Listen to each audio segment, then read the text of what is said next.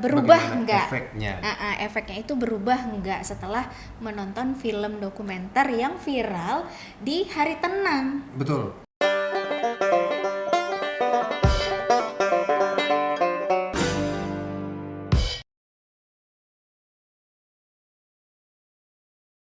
Assalamualaikum warahmatullahi wabarakatuh. Halo Sobat Visip, kita ketemu lagi di channel Visip Umrah Official.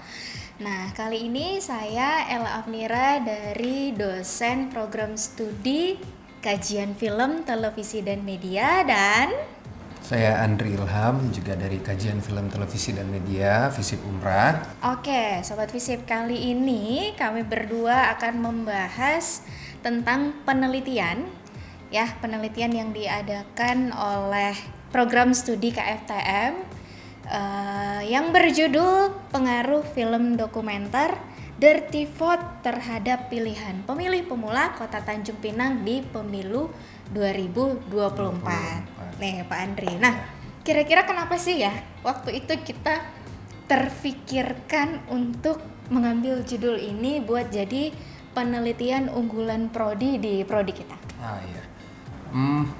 Saya rasa kemarin alasan pertama ya karena jurusannya membahas tentang kajian film, televisi, dan media. Iya, relate ya. Ya, jadi kita ambil isu yang relate ya dan hangat pada saat itu. Kebetulan Watchdog Documentary dengan sutradaranya Dandi Laksono bikin satu film dokumenter nih tentang kecurangan masif yang dilakukan menjelang pemilu presiden 2024. Nah, jadi karena hal tersebut juga dan menuai banyak pro kontra dari penontonnya, juga karena narasumbernya juga merupakan ahli hukum tata negara di Indonesia. Ada 3 orang tuh ya? Ya, ada 3 orang ahli hukum tata negara di Indonesia yang menyebutkan bahwasannya menjelang pemilunya saja itu sudah jelas sekali dilakukan berbagai macam kecurangan ya untuk memuluskan sekelompok oknum ya yang katanya memuluskan jalannya menuju pemilu 2024. Nah begitu. Jadi itu saya rasa alasan utama kenapa kita ambil isu itu jadi isu penelitian kita. Dan film dokumenter Dirty Vote ini kan waktu itu juga viral banget ya, di sosial media, mau di Instagram, di YouTube, yang di paling TikTok trending juga. topik kan di YouTube ya waktu itu. Baru juga sempat beberapa kali ada linknya yang kena ban. Iya, terus diupload lagi gitu kan sama channel yang di-upload lain. lagi. Itu baru tayang belum sampai 1 kali 24 jam aja udah 2 juta penonton. Iya, lebih, Hampir 3, apalagi hari-hari berikutnya gitu kan. Jadi karena adanya keviralan ini ya, ada fenomena di media sosial, viralnya si film dokumenter Dirty Vote ini ada hubungannya nih dengan penelitian kita yang objeknya itu adalah pemilih pemula. Iya, saya rasa itu juga kemarin alasan Bu Ella kenapa targetnya adalah pemilih pemula pada penelitian ini, karena ya sekarang anak-anak sepertinya ya dalam umur remaja dan pemilih pemula ini mereka aktif menggunakan sosial media ya, sehingga kita juga bisa melihat isu-isu tersebut bagaimana sih mempengaruhi mereka dalam menentukan pilihan di pemilu 2024. Biasanya kan anak-anak Gen Z nih ya. Gen Z ini kan dia melek teknologi, melek isu yang ada di media sosial, apa yang lagi viral, pasti mereka perhatikan tuh terhadap isu ke situ kan. Kemudian mereka juga lebih kritis nih Pak Andri. Benar jadi sekali. Makanya kita memilih untuk spesifik pada pemilih pemula yang ada di Kota Tanjung Pinang gitu Pak Andri. Oke. Apalagi kira-kira ada tambahan Pak Andri? Kenapa sih alasan kita kemarin menentukan judul ini ya? Ya saya rasa itu yang pertama karena isunya lagi viral. Terus kita juga pengen ya, karena dokumenter ini dalam bahasa Indonesianya itu merupakan video perjalanan ya. Jadi kita mau melihat bagaimana sih video perjalanan proses kampanye yang dilakukan itu akan mempengaruhi atau tidak nih bagaimana persepsi daripada pemilih pemula khususnya di Tanjung Pinang ya. Ada 4 kecamatan, kalau nggak salah kecamatan apa aja Bu Ila? Tanjung Pinang Kota, Tanjung Pinang Barat, Tanjung Kota, Pinang Barat, Timur, sama sama Bukit Bestari Bukit ya. Bestari. Sama Bukit Bestari. Jadi kita mau lihat gitu. Kemarin juga kita sudah mengambil data ya, kita mencari jumlah populasi dari pemilih pemula yang ada sekota Tanjung Pinang. Oh iya. Itu sekitar 12.341 orang. Nah, kalau untuk pemilih pemula ini kan ada rentang umurnya juga nih Iya. Pak Andri. Mulai dari umur berapa tuh? Dari umur 17 ya yang udah boleh milih ya, 17, boleh memilih sampai 18, 19, 20, 21, 22. Iya, 22 tahun. 22 ya, 22. tahun. Ada juga yang di 23 tergantung bulan lahirnya sih Pak Andri. Tapi kita kemarin mostly kan sampai umur 22. 22 ya. Oke, Jadi intinya kita kalau rumuskan pakai sampling kemarin yang kita coba lakukan itu didapatkan sekitar 370 Iya. orang ya kita yang menggunakan diwawancarai atau sebagai responden.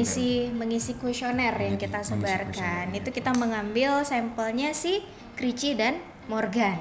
Gereja dan Morgan. Ya, Krici dan Morgan. Oke, itu juga tersebar dari 370 itu random di 4 kecamatan Iya, ya. 4 kecamatan itu random kemarin. Gimana tuh kira-kira mendapatkan kuesioner satu-satu? Ini real ya. Kita lakukan real ya bersama teman-teman mahasiswa yang menjadi tim penelitian ini juga. Kemarin lumayan sulit ya dalam proses pengumpulan ya karena belum ditentukan nih siapa yang mau dituju apa gitu loh, karena dalam proses kemarin juga wawancara yang dilakukan atau proses pengisian kuesioner itu teman-teman kita atau tim kita juga langsung turun ke lapangan terus tanya satu persatu gitu ya. Oke, Pak Andri, tadi kita udah bahas tentang responden ya, populasi dan sampel. Sampling ya. Iya. Kemudian dalam penelitian ini kita menggunakan teori SOR. Iya, stimulus, organism, dan respons. Ya, jadi sebenarnya ini merupakan teori psikologi ya Bu Ella. Tapi karena objek material psikologi dan komunikasi itu sama, jadi kita menggunakan ini. Jadi ada beberapa aspek yang dinilai juga di dalamnya atau yang menjadi bagian-bagian di dalamnya.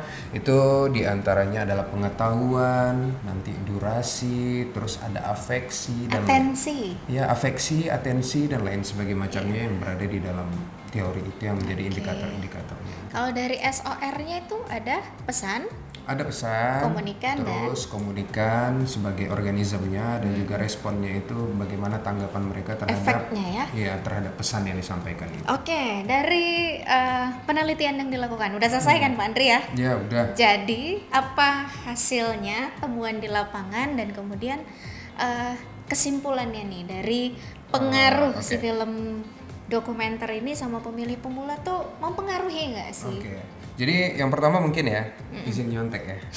Boleh, Jadi silakan. pengetahuan dan durasi nih. Jadi dari 370 orang yang kita wawancarai atau yang kita minta pendapatnya berdasarkan kuesioner, itu hampir semua mengatakan bahwasanya mereka mengetahui tentang film Dirty Vote. Dan hampir semua juga ya itu menonton hampir selesai. Durasinya sekitar 1 jam ya kalau nggak salah Iya, ya. 1 jam lebih.